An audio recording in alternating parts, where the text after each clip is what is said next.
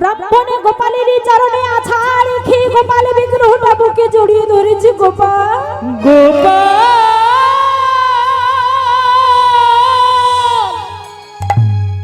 তুমি তো জগজীবন ধারণকারী,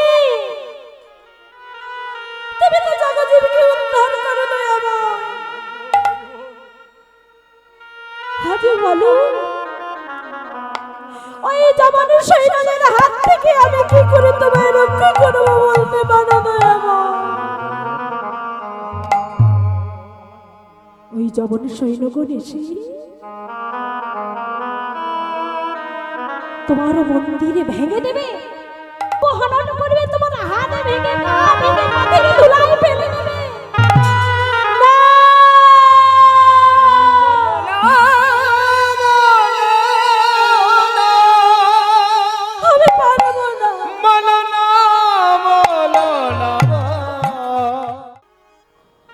ভগবান দুটি হাত বাড়ি ওই মুসলমানের মেয়ে গলাটা জড়িয়ে ধরলেন। দেখো যার যেমন ভাব তার তেমন লাভ। ওই যে বলেছিল আমার গলাটা জড়িয়ে ধরে একবার তুমি আমায় প্রিয়া বলে ডেকো, ঠিক সেইভাবে ভগবান দুটি হাত বাড়ি শাহজাদির গলাটা জড়িয়ে ধরে বললেন, প্রিয়া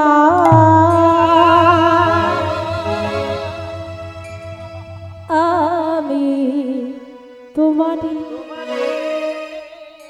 আমি তোমারি, আমি তোমারি। আজকে আমাদের আস্বাদনের বিষয় হবে ইতিহাসের পৃষ্ঠ থেকে তুলে আনা বৈষ্ণব জগতের মাধুকরী হইতে সংকলিত এক অমূল্য চরিত্র শাহজাদির কৃষ্ণ প্রেম।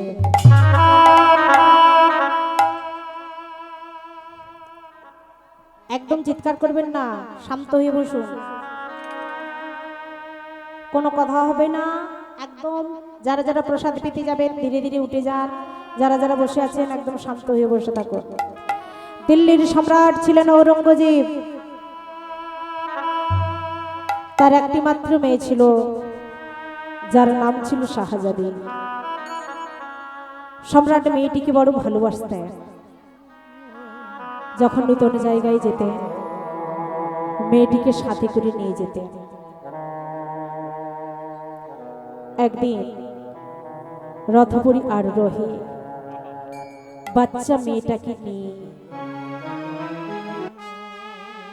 নগর পরিক্রমায় বের হয়েছেন সম্রাট। রথের উপরে বসে আছে, পাশে মেয়েটা বসে আছে।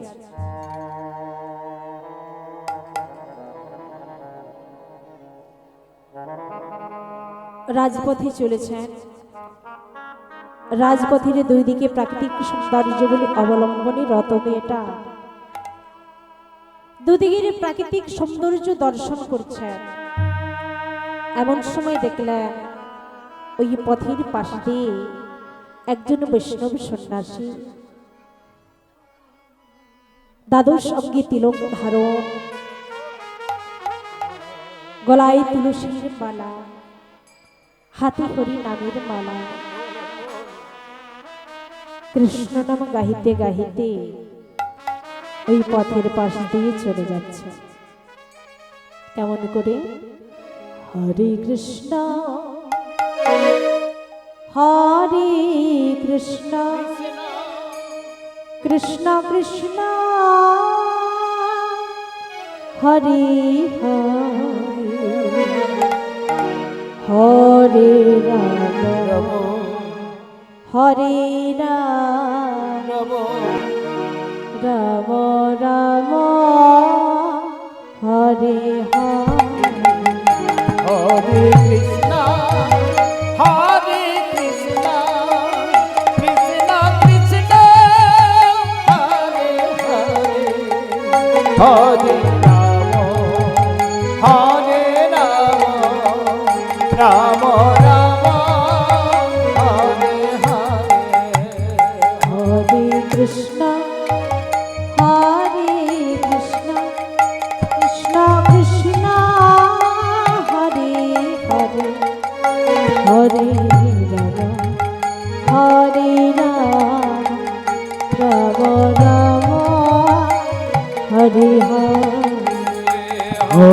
কৃষ্ণ হরে কৃষ্ণ কৃষ্ণ কৃষ্ণ হরে হরে হরে রাম হরে রাম রাম রাম হরে হরে। আহা, কি সুন্দর গান গো। ও যে মুসলমানের মেয়ে,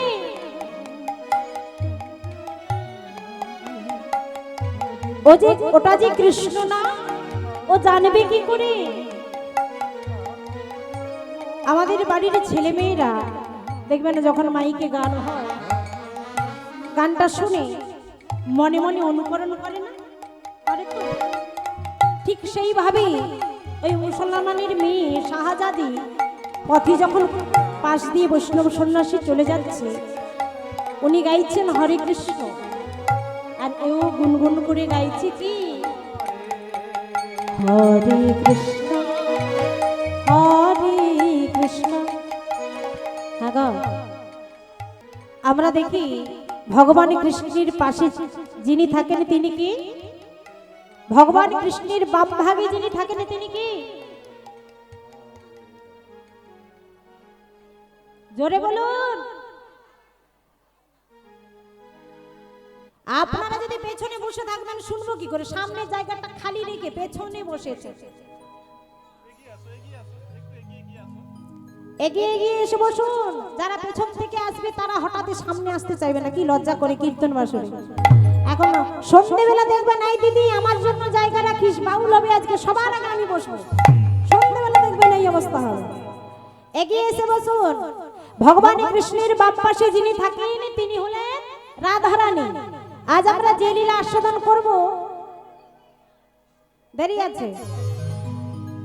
ভগবান কৃষ্ণের বাম পাশে যিনি থাকেন তিনি হলেন রাধারানী। আজ আমরা যে লীলা আস্বাদন করব, এই লীলার মধ্যে দেখতে পাবেন ভগবান কৃষ্ণের বাম পাশে যিনি দাঁড়িয়ে আছেন তিনি হলেন একজন মুসলমানের কন্যা, নাম তার শাহজাদি।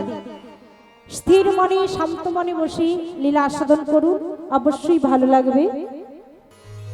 নাম গাইতে গাইতে অচৈতন্য হয়ে পড়ল। নামকে এমন ভাবে হৃদয়ে বসিয়ে নিল, যেই নামে তার চিত্তের সমস্ত কলুষ বিনষ্ট হয়ে গেল, পূর্ণ প্রেমের উদয় হলো। যে বিস্ফারিত নয়ন দিয়ে প্রাকৃতিক সৌন্দর্য বলে অবলম্বনে রত ছিল মেয়েটা, তা আজ সুবলিত হয়ে গেল, অচৈতন্য হয়ে পড়ল মেয়েটা। সম্রাট বুঝতে পারল না।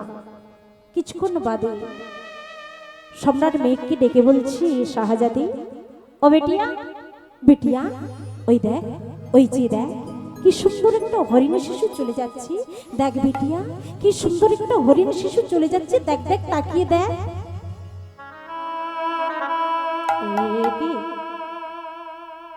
মেয়েটা কথা বলছে না কেন? বেটিয়া ও বেটিয়া কথা বলছিস না কেন মা? একবার আমার দিকে তাকিয়ে দেখ, একবার আমার সঙ্গে কথা বল। সারথি, এই সারথি, আর আমরা নগর পরিক্রমায় যাব না? চলো চলো চলো, আমরা প্রাসাদে ফিরে যাই। না জানি আমার বেটিয়ার কোন ব্যাধিতে আক্রান্ত হয়েছে।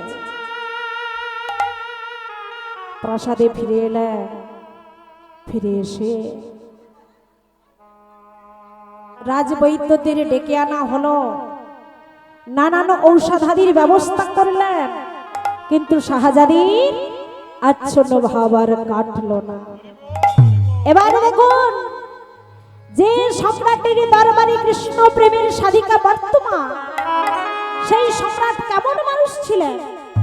অত্যন্ত হিন্দু বিদ্বেষী, হিন্দুদের মন্দিরে লুণ্ঠন, হিন্দুদের মন্দিরে গৌরক্ত নিক্ষেপণ, হিন্দুদের মন্দিরের বিগ্রহের অঙ্গহনন, এই ছিল তার জীবনের কলঙ্কিত অধ্যায়।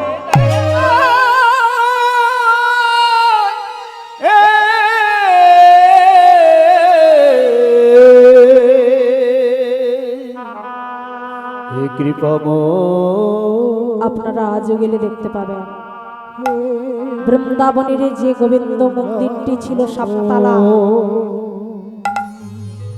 ওই সাততলা মন্দিরে দিবারাত্র ঘৃত প্রদীপ জ্বলত।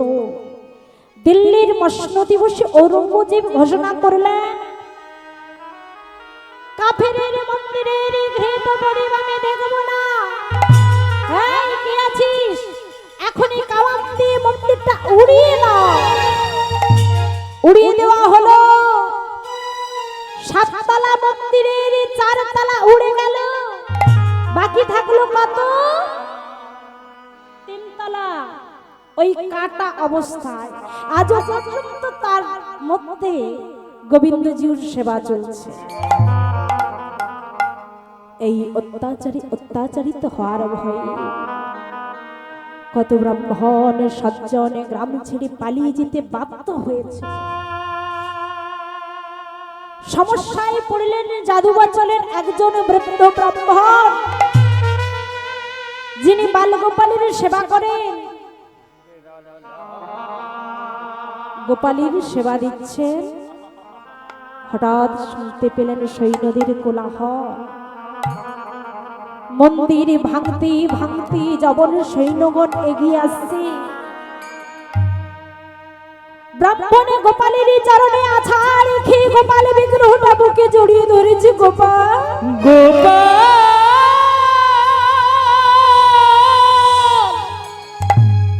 তুমি তো জগজীবন ধারণকারী,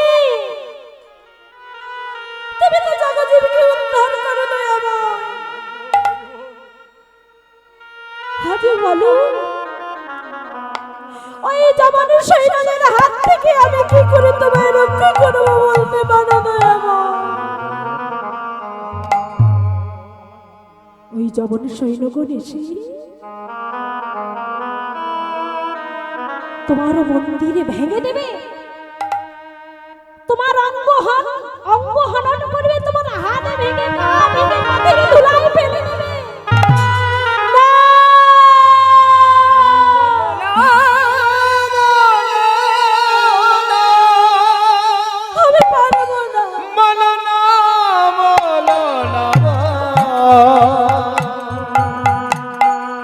বলো না, বলো না,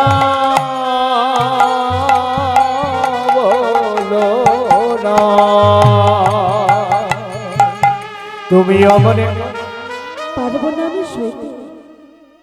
গোপাল, চলো গোপাল, তোমাকে নিয়ে আমি অনেক দূরে চলে যাব। চলো গোপাল। গোপাল বিগ্রহ বুকে জড়িয়ে নামাবলীর আচ্ছাদনে লুকিয়ে বুকে করে নিয়ে চলছে।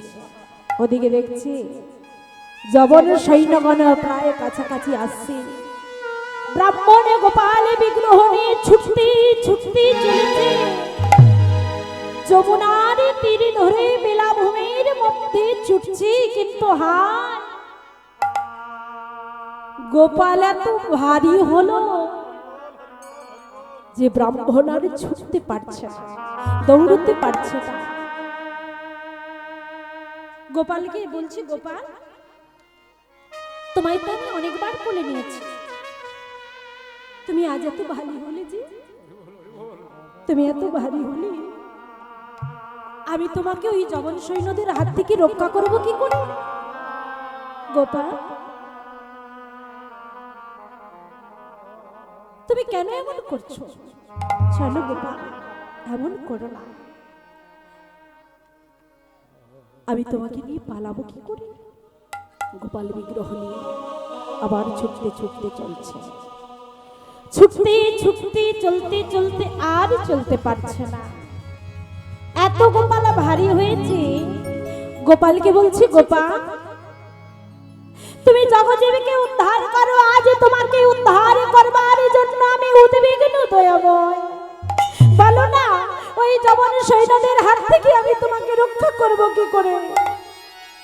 গোপাল, তোমাকে নিয়ে এত ভারী, তুমি এত ভারী হলে তোমাকে নিয়ে আমি তো চলতে পারছি না। এক কাজ করি, এই যে বেলাভূমি, এই যমুনার তীরে এই বেলাভূমির মধ্যে গর্ত করে আমি তোমাকে চাপা দিয়ে লুকিয়ে রেখে দূরে সরে যাই। যবন সৈন্যগণে যখন চলে যাবে আমি তোমাকে আবার নিয়ে পালাবো। গোপালের মাপ নিলেন, মাপ নিয়ে গর্ত করলেন, গর্ত করে গর্তের মধ্যে গোপালকে বসিয়েছে। দেখলো কোমর থেকে উপরের অংশটা মাটির উপরে। কি হলো? আমি তো মাপ নিলাম, তাহলে কি আমার ভুল হয়েছে? আবার মাপ নিলেন, আবার গর্ত করলেন, আবার বসিয়ে দেখলেন সেই একই অবস্থা। যেন গোপালের ইচ্ছে নেই ওই বেলাভূমির মধ্যে চাপা পড়ে থাকা। গোপাল, হে তুমি কি করলে? এমন করো না গোপাল, তুমি কি থাকবে না এখানে? চল, তোমাকে নিয়ে আমি যেমন করি পারি তোমাকে নিয়ে আমি আজ পালাবো। গোপাল বিগ্রহ বুকে নিয়ে আবার ছুটছে, ছুটতে ছুটতে আছাড় খেয়ে পড়েছে। জবান সৈন্যগণ এসেছে, বলছে দেখতো দেখতো বেটা কি নিয়ে পালাচ্ছে, ধর ধর ধর ধর। ধরে ফেললেন। এই নামাবলী রাজসাধনে কি লুকিয়ে আছে দেখতো। দেখলেন গোপাল বিগ্রহ কেড়ে নিলেন।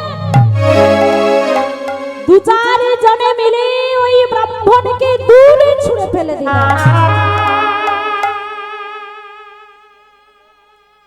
ফেলে দিয়ে বলছে, সম্রাট আপনি আদেশ করুন, এই বিগ্রহটা হাত পা মাথা সব খণ্ড খণ্ড করে আমরা ভেঙে দিই। সম্রাট বলছে, না, অনেক বিগ্রহ আমরা ভেঙেছি, এই বিগ্রহটা আর ভাঙবো না। দেখি আমার কোলে দাও তো। বিগ্রহটা কোলে নিলাম, কোলে নিয়ে দেখছি বাহ, হিঁদুর ঠাকুর। মুসলমান তো ভগবান বলে না, কৃষ্ণ গোপাল বলে না, বলছে হিঁদুর ঠাকুর, হাতি বাসি, মুখে হাসি, আহা কেমন ত্রিভঙ্গ ঠামে দাঁড়িয়ে আছি।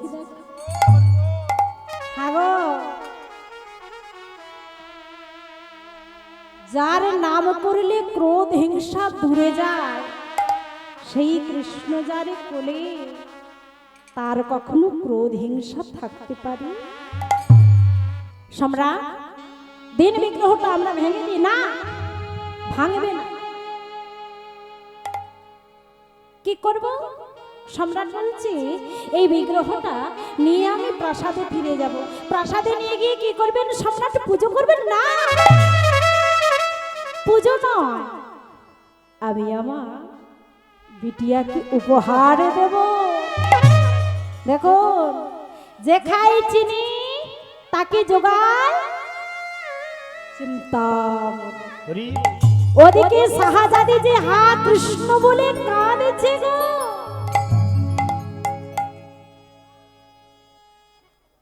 ভগবান কখনো গুড় বাতাসা খাওয়ার লোভে ভক্তের কাছে ছুটে আসে।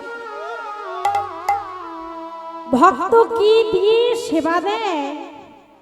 নকুলদানা দিল, কি সব থেকে দামি দোকানের বড় দামি মিষ্টি এনে দিল? ভগবান সেটা দেখে না। ভগবানে দেখে কি ভক্ত কি ভাব নিয়ে সেবা দেয়। তাই জন্য তো তার আরেক নাম ভাবগ্রাহী জনার্দন তাই গৌর।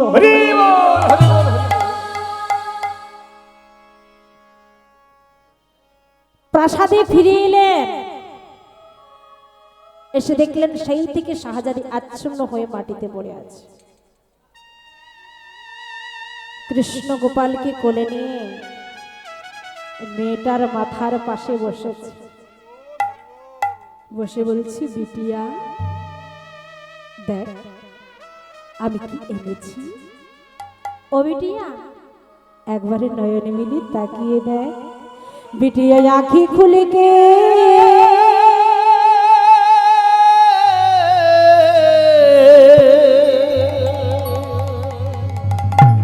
आँखें खुल के देखो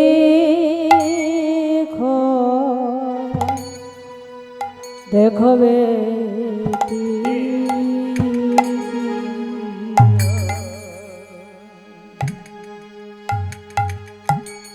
बिटे आँखी खुल के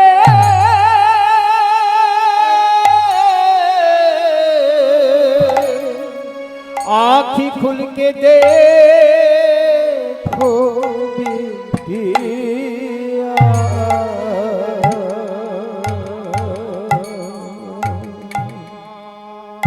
बेटे आँखी खुल के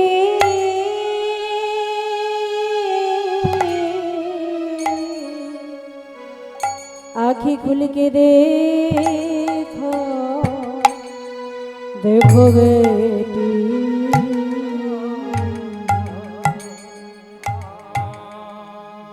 बिटे आँखी खुल के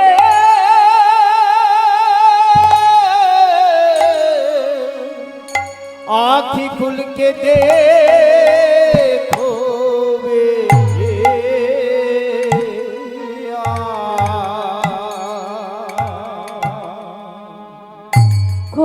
खूब सुना ये कृष्ण मूर्ति आँखी खुल के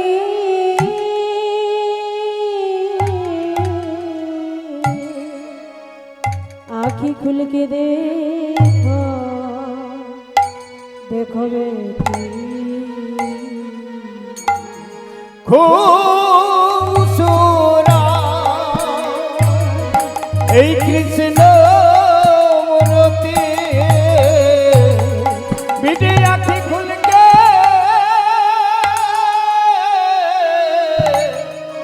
আঁখি খুল কে দেখো বেটিয়া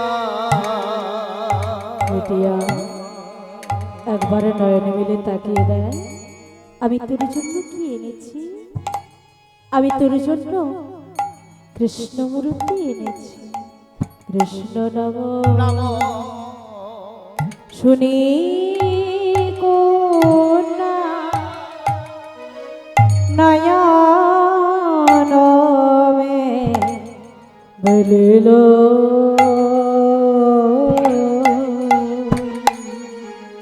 কৃষ্ণ নাম শুনি কোনা নয়ন মে মিলিও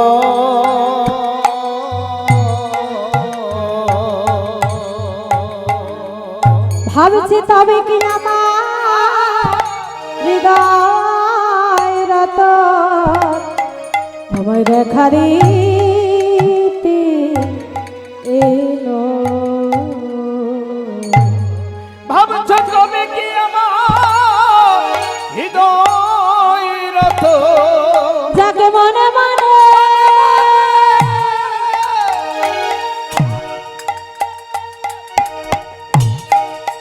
বাসি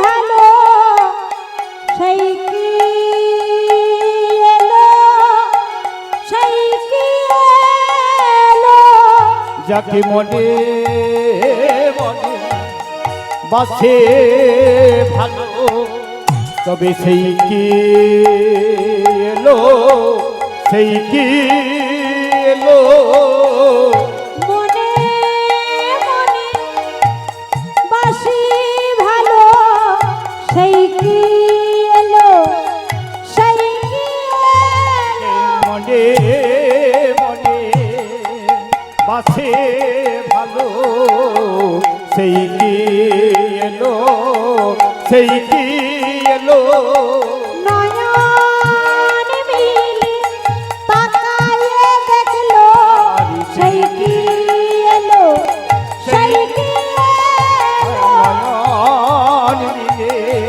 তাকায়ে রইল সেই কি এলো সেই কি এলো নয়ন মিলে তাকায়ে দেখলো সেই কি এলো সেই কি এলো নয়ন মিলে তাকায়ে সেই কি এলো সেই কি এলো আরে নয়নে ফেরাতে মারে সেই কি এলো সেই কি এলো আরে নয়নে ফেরাতে মারে সেই কি এলো সেই কি এলো অপলক নয়নে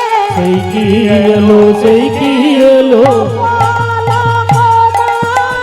আজ সেই কি এলো সেই কি এলো অপলোক নয়ন মেলে আজ সেই কি এলো সেই কি এলো অপলোক নয়ন আজ সেই কি এলো সেই কি এলো আখি খুলকে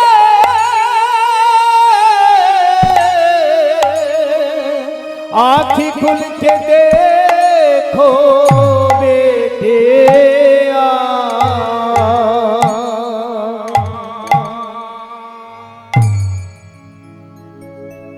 যেই বলেছে কৃষ্ণ বিগ্রহ এনেছে, যেই কৃষ্ণ নাম শ্রবণ করলো অমনি নয়ন মিলে তাকিয়েছে। হাগো আমরা হিন্দু, কই আমাদের বাড়ির ছেলে মেয়েরা তো কৃষ্ণ নামে আকৃষ্ট হয় না? একটা মুসলমানের মেয়ে কৃষ্ণ নামে আকৃষ্ট হলো কিভাবে দেখতে হবে, তার মাটিটা কেমন। মাটি বলতে কোন মাটি? এই যে আমাদের মতো এই মাটি কেমন সেটা দেখতে হবে, তাই না? মা যদি ভালো হয়, মা যদি কৃষ্ণ ভক্ত হয়, সন্তান তো কৃষ্ণ ভক্ত হবেই হবে। আমরা তো মায়েরা বর্তমানে জগতে আমরা যারা মা হয়েছি, সন্তানে জন্ম দেওয়ার পরে আমরা একটা জিনিস ভালো করে দেখে নিই, কি সন্তান পরীক্ষায় কত নম্বর পেল।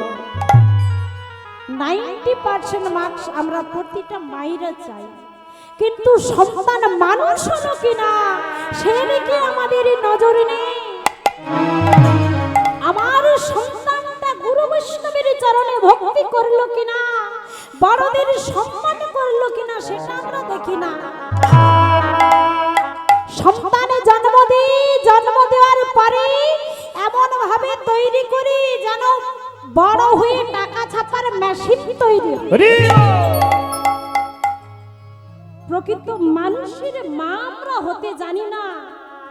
মা যদি হতে হয়, সব মায়েদের বলছি, মা যদি হতে হয় সেই মাটার মতো মা হয়েও, যেই মা 1820 খ্রিস্টাব্দে 26শে সেপ্টেম্বর একটা সন্তানকে পৃথিবীতে এনেছিল এই মেদিনীপুরের মাটিতে। কোন মা?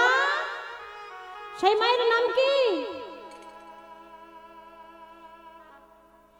হাস্য যে, আবার বলি 1820 খ্রিস্টাব্দে 26শে সেপ্টেম্বর যেই মা সন্তানটিকে পৃথিবীতে এনেছিল সেই মাটিকে মা হলো ভগবতী দেবী, পিতা হলো ওনার স্বামীকে ঠাকুর দাস বন্দ্যোপাধ্যায়, সন্তানটা হলো কি ঈশ্বরচন্দ্র বিদ্যাসাগর। মা যদি হতে হয় সেই মায়ের মতো মা হয়েও, একটু ছোট্ট করে বলি মা সন্তানে কেমন হয়। ঈশ্বরচন্দ্র বিদ্যাসাগর কলকাতায় ফোর্ট উইলিয়াম কলেজে চাকরি করতেন। মায়ের চিঠি পেয়েছে, মায়ের চিঠি পেয়ে বাড়ি ফিরে আসবে। প্রচন্ড ঝড় বৃষ্টি, সন্ধে হয়ে গেল, বাড়ি ফিরতে পারছে না। দামোদর নদ পার হতে হবে, কেমন করে পার হবে? কিন্তু ওদিকে যে আমার মা বসে আছে আমার অপেক্ষায়, মায়ের কাছে আজ আমায় যেতেই হবে। মায়ের নাম স্মরণ করতে করতে মা মা বলতে ওই নদীতে ঝাঁপ দিয়ে পার হয়ে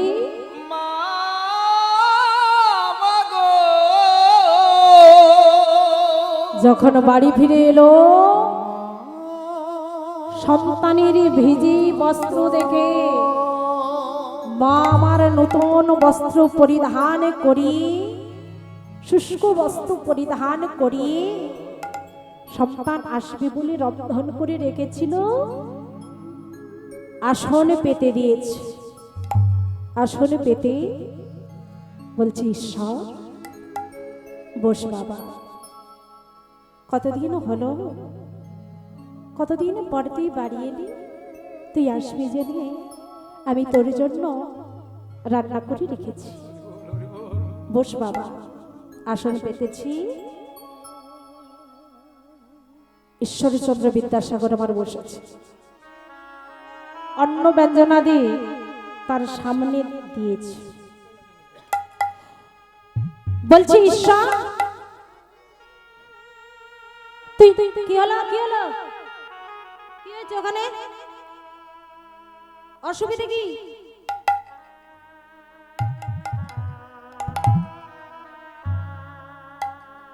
একদম কেউ আন কথা বলবেন না। কীর্তন বাসকটা আন কথা বলার জন্য নয়, সংসারের চিন্তার জন্য নয়। আমরা কীর্তন বাসরে আসি সংসারের চিন্তা থেকে মুক্ত হতে। সেই জায়গায় এসে যদি আন কথা আন চর্চা করলাম তাহলে কি হলো? আহা, ঈশ্বরচন্দ্র বসেছেন, মা অঞ্জন ব্যঞ্জনাদি সন্তানের সামনে দিয়েছে। বলছি, ঈশ্বর তুই না শুক্তো খেতে বড় ভালোবাসিস। উনি মায়ের হাতে একটা ব্যঞ্জন খুব ভালোবাসতেন, শুক্তো। শুক্তো খেতে তুই না বড় ভালোবাসিস, তুই আসবি জেনে আজ আমি শুক্তো রান্না করে রেখেছি। বস না বাবা, বস, একটু খেয়ে নে, একটু খেয়ে তুই বলতো আমি কেমন রান্না করেছি তোর জন্য। তোর মুখে আমার রান্নার কথা শুনে আমার প্রাণটা তাপিত, হৃদয়টা একটু শীতল হয়। মায়ের মুখের দিকে তাকিয়ে আছে। কিরে, আমার দিকে হাঁ করে তাকিয়ে আছিস কেন? খেয়ে নে। খাচ্ছি। শুক্তোটা তুলেছে, অন্যের সাথে যেই না দিয়েছে, দেখলো ওর মধ্যে থেকে একটা গোটা আরশোলা। আরশোলা দেখে মায়ের মুখের দিকে তাকিয়ে আছে। মা বলছে, কিরে ঈশ্বর, আমার মুখের দিকে তাকিয়ে আছিস কেন? খেতে পারছিস না? আমি একটু মেখে তোকে খাইয়ে দেবো। না মা, তোমাকে খাইয়ে দিতে হবে না, আমি খেয়ে নেব। মনে চিন্তা, মনের ভাবনাটা হলো মা যদি উঠে যায় আর শোলাটা আমি ফেলে দেব, কিন্তু মা তো উঠছে না। মা বলছে, কিরে ঈশ্বর, আমার মুখের দিকে তাকিয়ে আছিস কেন? বলে না বাবা, শুক্তোটা কেমন হয়েছে? মায়ের মুখের দিকে তাকিয়ে থেকে অন্ন ব্যঞ্জন আরশোলা সদ্য মুখে নিয়ে চিবোতে থাকে। আমাদের মতো ছেলে মেয়েরা হলে কি করতাম আমরা? ওই ব্যঞ্জনে যদি মানে আরশোলা দেখি কি করতাম? ওই ব্যঞ্জন শুধু আরশোলাটা মায়ের মুখে ছুঁড়ে মারতাম। কিন্তু এই জন্য তিনি বিদ্যাসাগর হয়েছেন, এই জন্য তিনি বিদ্যাসাগর হয়েছিলেন যে আমি দুঃখ পাই কিন্তু আমার মা যেন না দুঃখ পায়। মা বলছে, কি রে বাবা, বললি না তো আমি কেমন রান্না করেছি? বল না বাবা, কেমন খেতে হয়েছে? বিদ্যাসাগর বলছে, মা এমন রান্না, এমন ব্যঞ্জন আমি কোনোদিন সেবা পাইনি। মা, আজ তুমি আমায় যে সেবা দিলে সারা জীবন আমি তোমার সেবা ভুলতে পারবো না।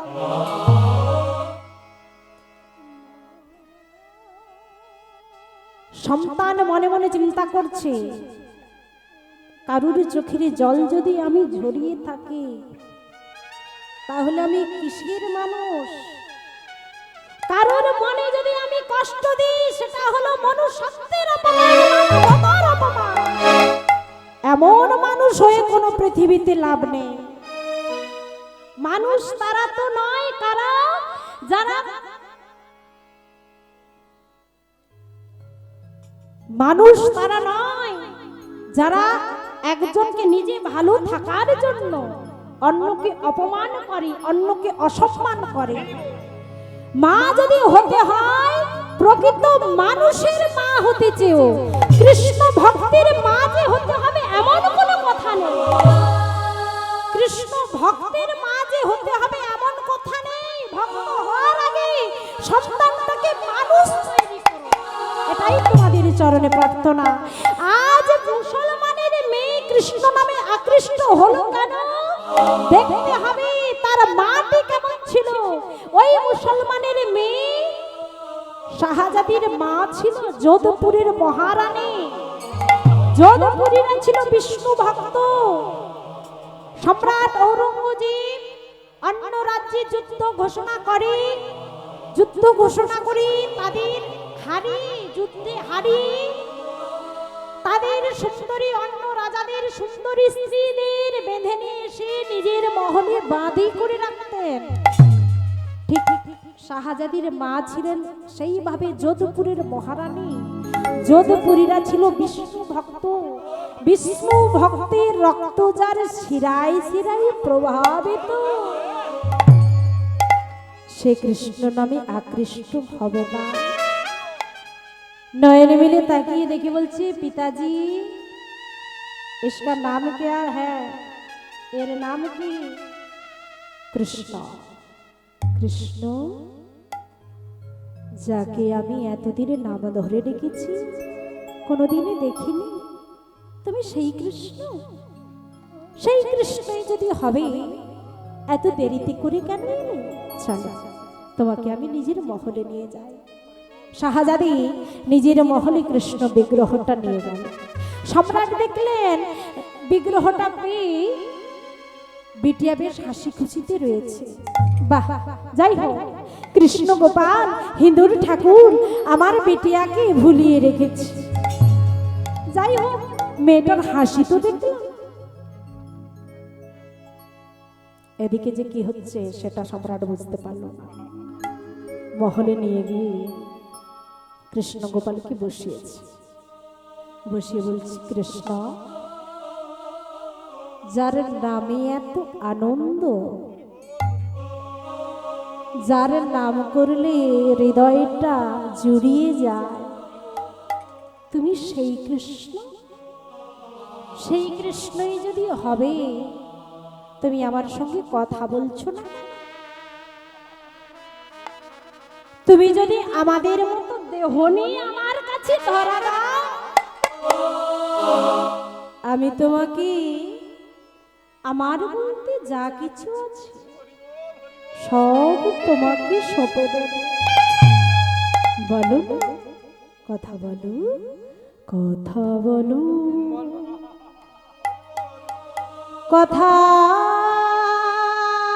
বলো, বলো না, কথা বলো, বলো কথা বলো, তাই গৌর হরি কথা বলো, বলো না, কথা বলো, বলো না, একবার কথা বলো। দেখুন, মুসলমানের মেয়ে, আবার তার দীক্ষা হয়নি, সেই মেয়েটা বলছে কথা বলো, ভগবান কি সাড়া দেবে? আমার মেয়েটার নিবেদন কি? দেখুন, তুমি আমার সঙ্গে কথা বলবে। কেমন করে জানো? শোনো, দুবাহু বাড়াইয়ে গলাটি জড়াইয়ে বদনে বদন দিয়া, আরে তোমাকে বানায়ে গলাটি জড়ায়ে মদনে মদন দিয়া, দুবাহু বাড়াইয়ে গলাটি জড়াইয়ে বদনে বদন দিয়া, আরে তোমাকে বানায়ে গলাটি জড়ায়ে মদনে মদন দিয়া, মোর শ্রবণ দ্বারে বদন রাখিয়া, আরে শ্রবণ দ্বারেতে বদন রাখিয়া। মেয়েটা বাচ্চা, মেয়েটা বাচ্চা, বাচ্চা হলে তার মনটা কত উদার দেখেছে। হ্যাঁ? বলছি, আমার কানের কাছে আমার শ্রবণদারি বদন রাখি আমার কানের কাছে তোমার মুখটা রেখে কি করবে শ্রবণদারে বদন রাখিয়া আর শ্রবণ দানেতে বদন রাখিয়া ডাকো না প্রিয়া বলিয়া ডাকো না প্রিয়া আর শ্রবণ দানেতে বদন রাখিয়া শ্রবণ দানেতে বদন রাখিয়া ডাকো না প্রিয়া ডাকো না প্রিয়া বলিয়া আমার প্রিয়া বলে ডাকো না বোধ আর প্রিয়া বলে ডাকো না বন্ধু প্রিয়া বলে ডাকো না বোধ প্রিয়া বলে ডাকো না বন্ধু কান পেতে শুনে শুনো প্রিয়া বলে ডাকো না বোধ কান পেতে শুনবো শুধু প্রিয়া বলে ডাকো না বন্ধু আজ শাহজাদি বলছি কৃষ্ণ তুমি তো আমার কাছে এলে তুমি যদিও বলে আমার কাছে কথা বলছো না কেন বলো একবার কথা বলো বলো না কথা বলবে না তুমি যদি আমার সঙ্গে কথা না বলো তাহলে আমি আর এই জীবন রাখবো না আমি তোমার চরণে মাথা কুটে আমি তোমার চরণে জীবন বিসর্জন দয়ামো হে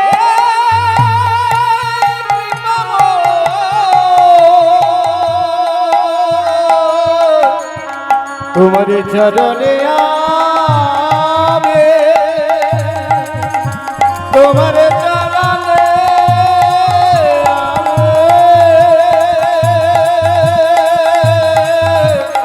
মাথা কুটব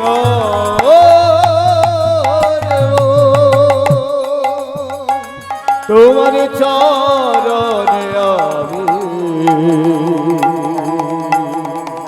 তোমার চরণে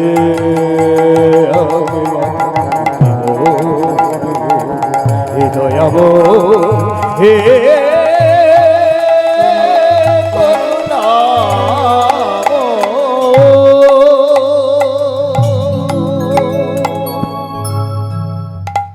হাগো সোনার বিগ্রহ কি কথা বলে যখন শাহজাদি মাথা কুটতে লাগলেন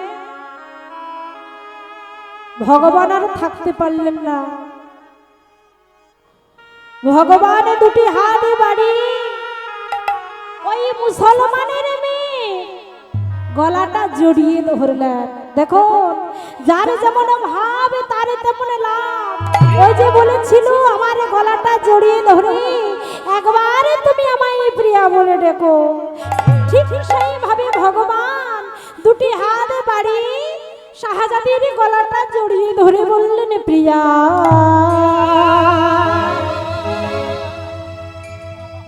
আমি তোমারই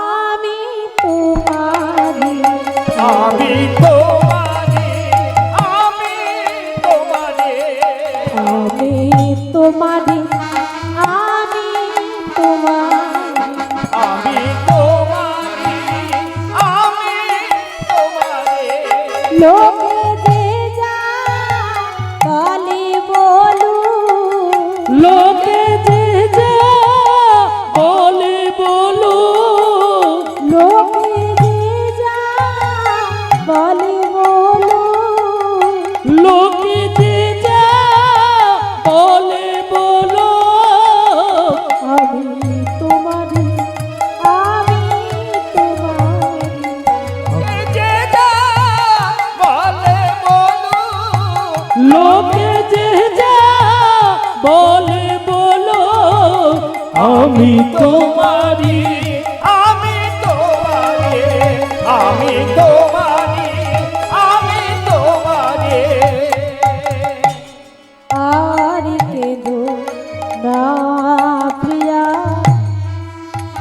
ভগবান সোনার মূরতি ছেড়ে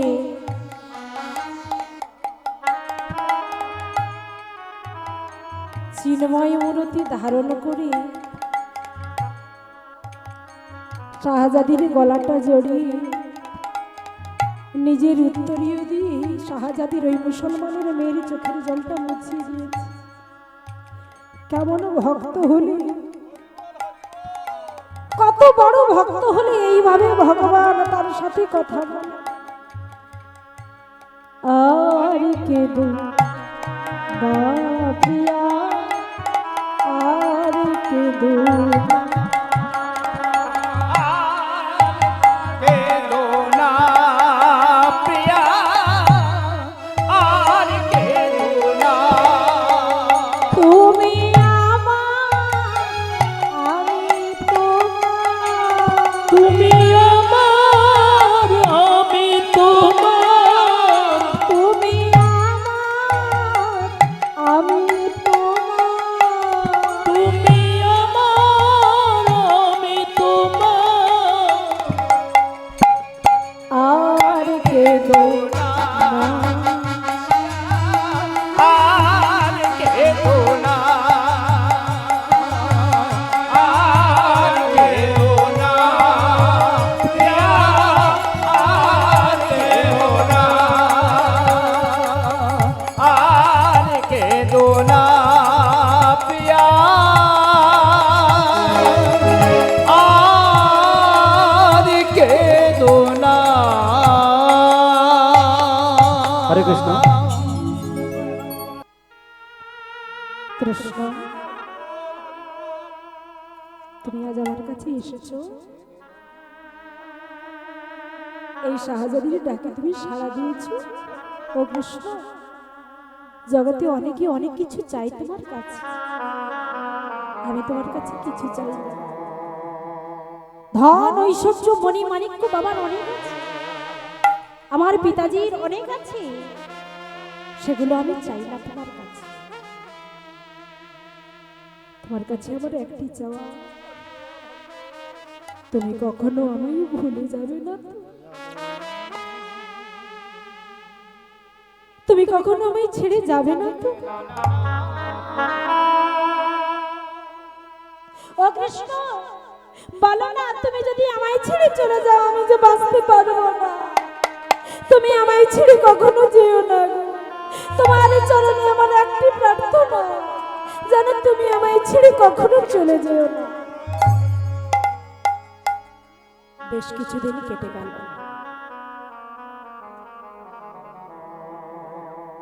সম্রাট দেখলেন মেয়েটার কাঁদছে না, খাচ্ছে, ঘুমোচ্ছে, খেলা করছে, সকল কিছুই করছে। মেয়েটার আনন্দ দেখে বাবার মনেও আনন্দ হলো। কিছুদিন কেটে গেল, কিছুদিন পর কৃষ্ণগোপাল মনে মনে ভাবছে, শাহজাদি তুমি তো আমায় ভালোবাসো,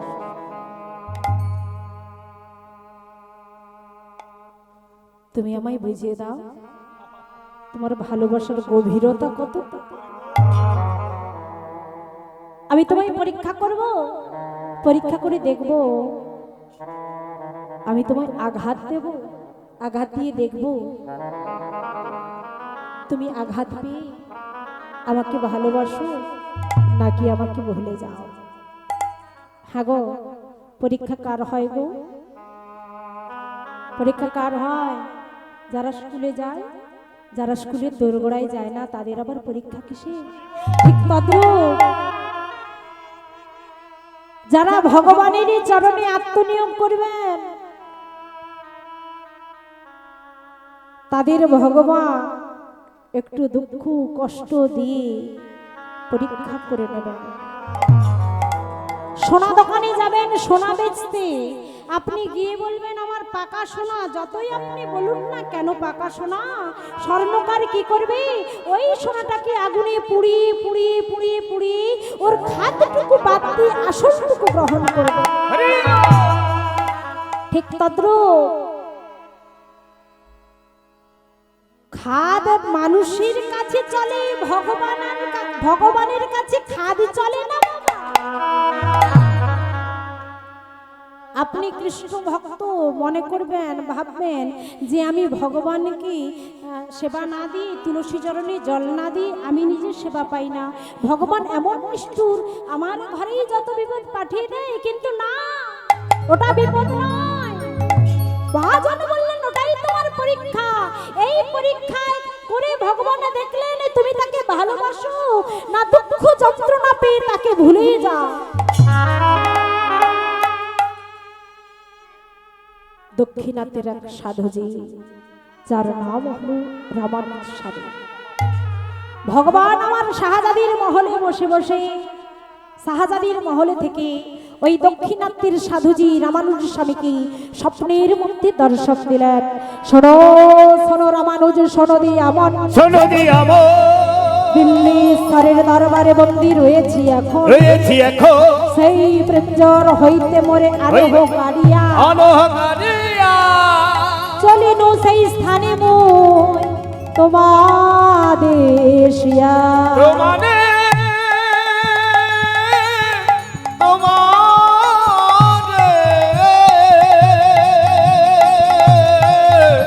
তোমারে দেখি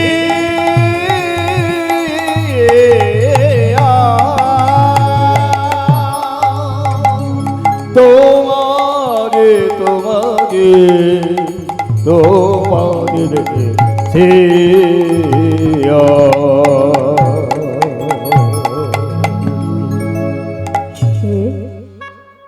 কে তুমি?